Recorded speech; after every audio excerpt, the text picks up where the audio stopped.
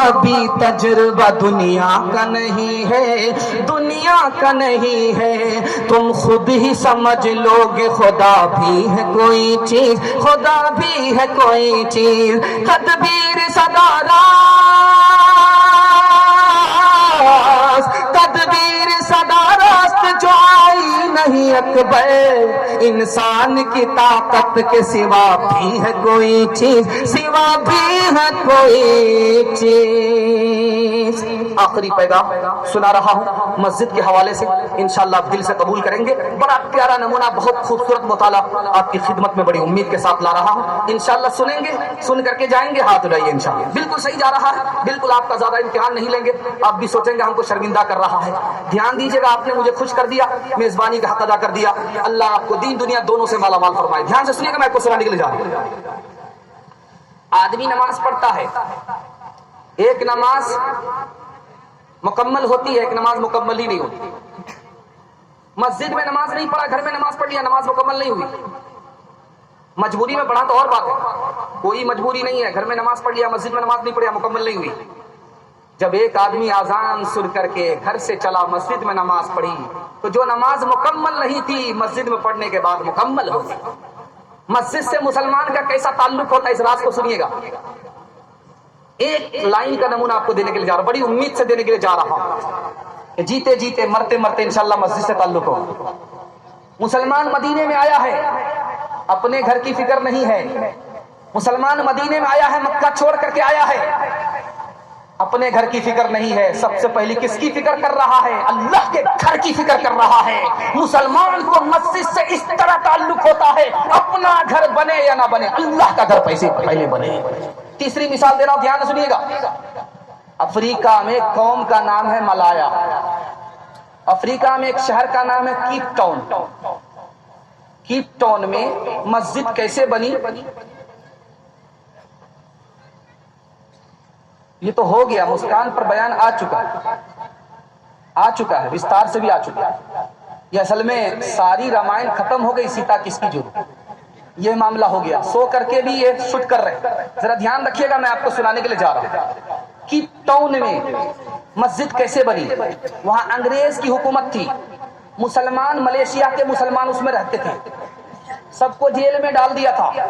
جب انگریز پر دشمن نے حملہ کیا تو سب کو جیل سے نکالا، مسلمان کو جیل سے نکالا، کہا تم میرے دشمن سے لڑو، تو مسلمانوں نے ایک شرط رکھ دیا، ہم تو جیل میں تھے، اب تم لڑنے کے لیے جیل سے نکال رہے ہو، وہ بھی میرے دشمن سے نہیں، اپنے دشمن سے لڑنے کے لیے بول رہے ہو، میری ایک شرط ہے، میں تمہارے دشمن سے لڑوں گا، اس شرط پر لڑوں گا کہ شہر میں مسجد نہیں ہے، جیتنے کے بعد تم اللہ کا گھر مجھے بنانے کے لیے دو گے تو اس کے خاطر میں جان دینے کے لیے بھی تیار ہوں، خاندان لٹانے کے لیے بھی تیار ہوں۔ چوتھا نمونہ دے رہا ہوں، دھیان سے سنیے گا۔ آپ جب راستے سے گزرتے ہیں تو مسجد آپ کو نظر آتی ہے، آپ سمجھتے ہیں کہ آباد ہے، آباد نہیں ہے، مسجد آباد ہے، آباد نہیں ہے۔ مسجد در و دیوار کا نام نہیں ہے، مسجد آباد ہوتی ہے سجدے سے۔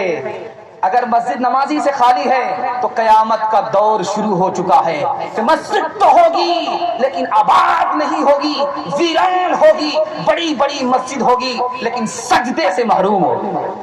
چوتھی بات بتا رہا ہوں، دھیان سے سنیے گا، اس پر اس پیغام کو ختم کر رہا ہوں اور آپ کی پٹی ہٹا رہا ہوں۔ مجھے بڑی امید ہے کہ آپ لوگ جمیں گے، جڑیں گے، اللہ کے دین پر کھڑے ہوں گے۔ سب کچھ نہیں ہوگی لیکن آپ کی زندگی میں نماز ضرور ہوگی۔ ذرا دھیان رکھیے گا، میں آپ کو سنانے کے لیے جا رہا ہوں۔ ایک آدمی کا پیسہ گم ہو گیا، سونے کا سکہ، یہ چھوٹا موٹا سکہ نہیں کہ بچہ کو دیجیے اٹھا کر کے پھینک دے، سونے کا سکہ، 10 گرام کا سکہ 35,000 کا ہوتا ہے، 12 گرام کا سکہ 45,000 کا ہوتا ہے۔ سونے کا سکہ گم ہو گیا، تھیلی تھی، بڑا گھیلا تھا، اس میں سکہ تھا، کہیں چھپا کر کے رکھا تھا، گم ہو گیا۔ امام ابو حنیفہ کے پاس آیا، کوئی جھاڑ پھونک کر دو، تو آسان ہے، کہا کیسے؟ وضو کرو، مسجد میں نماز پڑھتے رہو جب تک یاد نہ آ جائے، جب تک یاد نہ آ جائے نماز پڑھتے رہنا، نماز چھوڑنا۔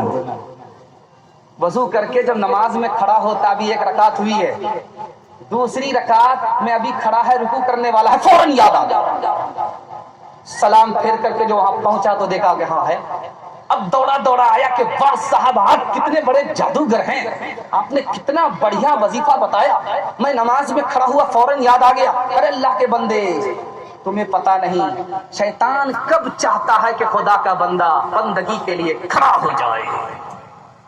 انشاءاللہ زندگی میں نماز چھوٹی ہے اس کی بھی قضا کریں گے، لیکن وقت پر ادا کریں گے، باسی نہیں کریں گے۔ ہاتھ اٹھائیے انشاءاللہ انشاءاللہ۔ جو دانش مند ہے وہ یوں دعا دیتے ہیں لڑکوں کو، نہ ہو مکار پیری میں، نہ ہو عاشق جواں کے، جوانی کی دعا لڑکوں کو ناحق لوگ دیتے ہیں، یہی لڑکے مٹاتے ہیں جوانی کو جواں ہو کے۔ کسی نے خوب فرمایا ایک اسلامی کمیٹی میں، نمازی ہے ندارد رہ گئی خالی اذاں ہو کے، چھوڑ کے مسجد جا بیٹھے ہے میں خانوں میں، واہ کیا جوش ترقی ہے مسلمانوں میں، نام اللہ رسول اب تو میں سنتا ہوں کم، پہلے رائج تھے یہ الفاظ مسلمانوں میں، ملتا ہے کیا نماز میں، مسجد میں آ کے دیکھ، مسجد میں آ کے دیکھ، ہوگا خدا کے سامنے سجدے میں جا کے دیکھ، سجدے میں جا کے دیکھ، فکر و علم نہ کوئی غم ہوگا تجھے خدا کی قسم، تھوڑی سی دیر کے لیے، تھوڑی سی دیر کے لیے سر کو جھکا کے دے، سر کو جھکا کے دے۔ تین وعدہ کیجئے انشاءاللہ آپ کا جلسہ کامیاب ہو جائے گا۔ تین وعدہ کیجئے آپ کے گھر سے مصیبت نکل جائے گی۔ ہاتھ اٹھائیے انشاءاللہ۔ اللہ کی عبادت کریں گے انشاءاللہ، رسول اللہ کی اطاعت کریں گے انشاءاللہ، مخلوق کی خدمت کریں گے انشاءاللہ۔ تین کام چھوڑ دیجئے آپ کے گھر سے مصیبت نکل جائے گی۔ گناہ نہیں کریں گے انشاءاللہ، غلط نہیں کمائیں گے انشاءاللہ، غلط ماحول میں نہیں جائیں گے انشاءاللہ، نہ کتابوں سے نوازوں سے نظر سے پیدا، دین ہوتا ہے بزرگوں کی نظر سے پیدا، نہیں سیکھا انہوں نے دین رہ کر شیخ کے گھر میں، پلے کالج کے چکر میں، مرے صاحب کے دفتر میں، کیک کے چکر میں تو روٹی بھی گئی، بڑی شے کی طاق میں تھے تو چھوٹی بھی گئی، نہ مانی بات وائس کی، تھے پتلون کے چکر میں تو لگوٹی بھی گئی، وآخر دعوانا الحمدللہ رب العالمین۔ دعا کر دیں۔